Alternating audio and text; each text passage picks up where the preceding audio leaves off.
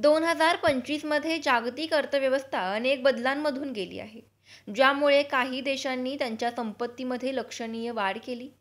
अनेक घटक जसे की नैसर्गिक संसाधनांचे उत्खनन, तंत्रज्ञानातील प्रगती आणि आर्थिक धोरणे या देशाच्या समृद्धीमध्ये महत्त्वाची भूमिका बजावतात. अमेरिका अजूनही जागतिक स्तरावर श्रीमंत देशांपैकी एक आहे, ज्याचे सकल देशांतर्गत उत्पादन उच्च आहे. तंत्रज्ञान, वित्त आणि सेवा क्षेत्रांमध्ये तिची आघाडीची भूमिका आहे, ज्यामुळे तिची अर्थव्यवस्था मजबूत राहते. तसेच चीनने आपल्या उत्पादन आणि निर्यात क्षमतेमुळे जागतिक अर्थव्यवस्थेत महत्त्वाची भूमिका निभावली आहे, ज्यामुळे त्याची संपत्ती वाढली आहे. युरोपियन देशांमध्ये जर्मनी आणि फ्रान्स यांनी त्यांच्या औद्योगिक आणि तंत्रज्ञानातील प्रगतीमुळे उच्च GDP राखली आहे. त्यांच्या मजबूत शिक्षण प्रणाली आणि संशोधनावर भर दिल्यामुळे त्यांनी जागतिक बाजारपेठेत आपले स्थान मजबूत केले आहे.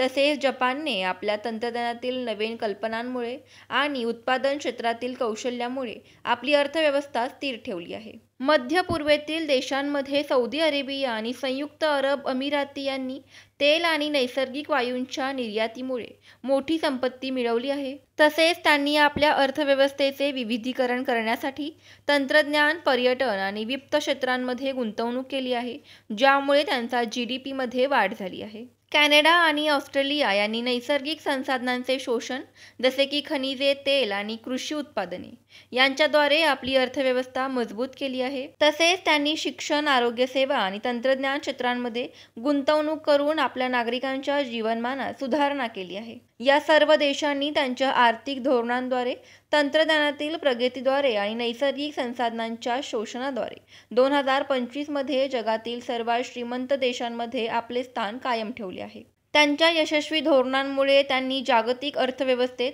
स्वतःची महत्त्वाची भूमिका निभावली आहे.